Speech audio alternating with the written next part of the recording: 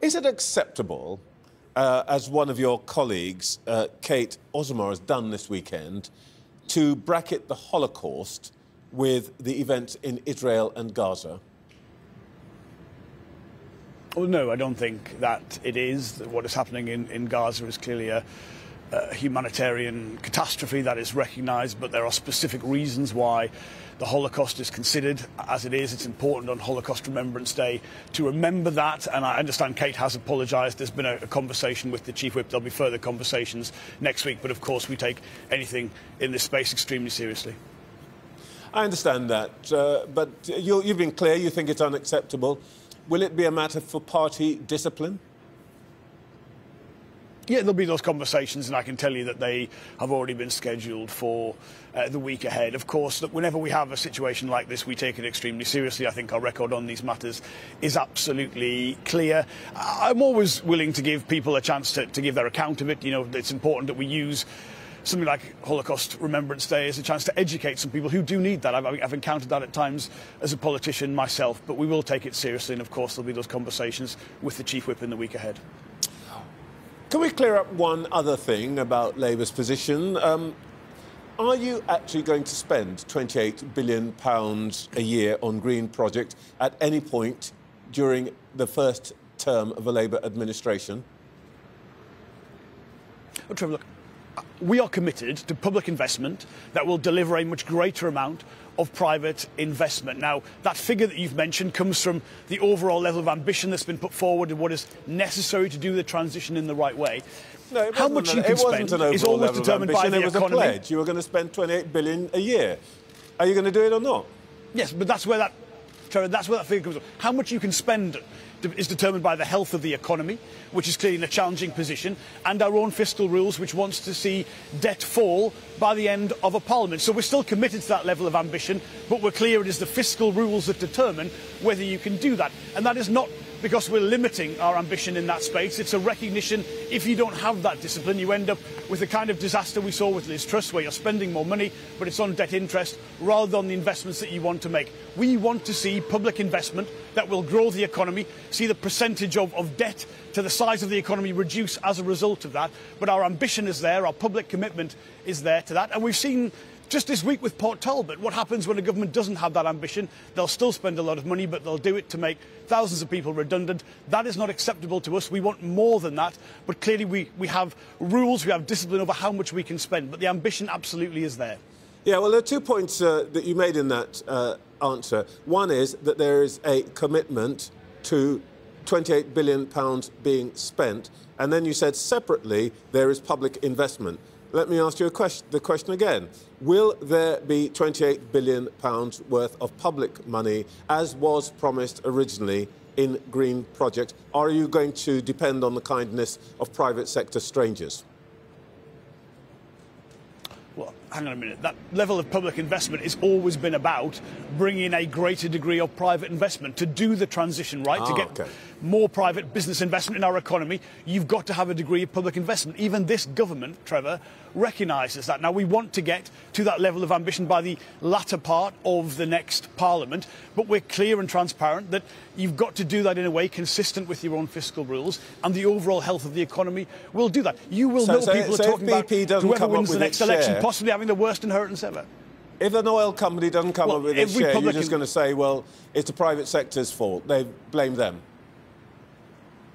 No, the health of the economy determines how much public investment you can make. That is just absolutely a fact. People are talking about how challenging whoever wins the next election, the fiscal inheritance might be. But this has always been about improving, frankly, the fact we have the lowest business investment in the G7. That is not good enough for us. We know what is necessary to do that. It's not just public expenditure, but some degree of public investment is going to be necessary to do that. But you can't look, and frankly, it's not for me. I don't want to be talking about a set figure. I want to talk about green steel or electric vehicle battery factories or warm homes. You'll understand you want to talk about what that will deliver rather than a figure. OK, the reason I'm pressing you about this is that right now the Chancellor is talking pretty openly about tax cuts. Rachel Reeves said that she wants to ease the pressure on working people. But it looks like Mr Hunt is planting some landmines for you, isn't he? He's going to... You can't promise to spend expansively, like this 28 billion, because there won't be any money left. And you don't want to say that you will raise taxes because that's always unpopular. They've got you trapped, haven't they? Well, look, I don't think it's so much about planting landmines. It's more a scorched earth policy. I mean, people can see the approach of this government. You're going to have to deal with the this, record really. of the last 14 years.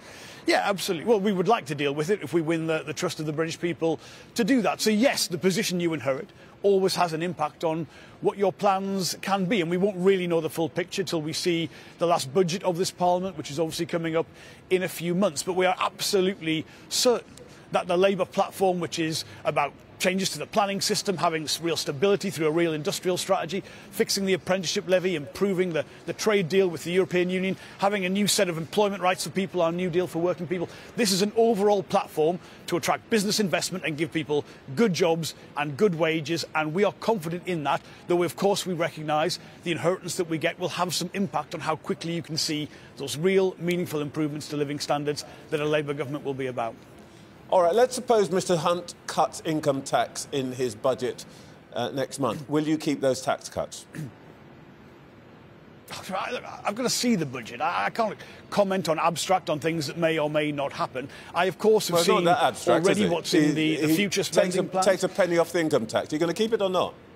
It's pretty straightforward. No, we have no idea if he'll do that and no idea to speculate on that. What is clearly true is that we've seen huge pressures on public services for the legacy of this government, but also what inflation has done to them. And there are real concerns about the sustainability of the government's spending plans as they exist. But you've got to judge a budget in the round, Trevor, where I cannot possibly make a decision on one thing that may or may not happen at this stage. What I can say is I can look at the record of this government over the time they've been in office. This Parliament is the only one in modern history where living standards have retracted. They've got worse. And, of course, the overall picture in the last 14 years has been low growth because of low productivity, because of low investment, and that is why taxes are high because of that. It's not taxes aren't high because public services are doing well. It's a measure of the failure of the government that we're in this position. OK, look, I'm sorry to be boring about it because I keep, I guess, asking the same thing. You can't tell me that you'd reverse Tory tax cuts. You can't tell me whether you'd spend 28 billion. Last week, Yvette Cooper wouldn't commit to spending 3% of GDP on defence. What exactly is Labour going to be asking the voters to vote for other than the Tory programme with a red rose on it?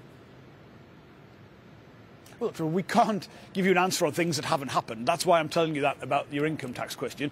The platform we will put forward is building things in Britain again, getting homes and infrastructure built, having more investment in skills through our changes to the apprenticeship levy, having a stronger trade relationship with the European Union, not by reliving anything from Brexit, but by improving the terms of that trade and cooperation agreement, getting rid of the other barriers to investment, things like how a business rates system that deters investment or national grid that doesn't deliver that, giving people security in the workplace. We've got a platform around this. We've also got our switch spends, the non-dom regime being abolished, the changes to private education's taxation, which will give us access to dentistry, mental health professionals in schools, things that will make a real difference. That's what this will be about.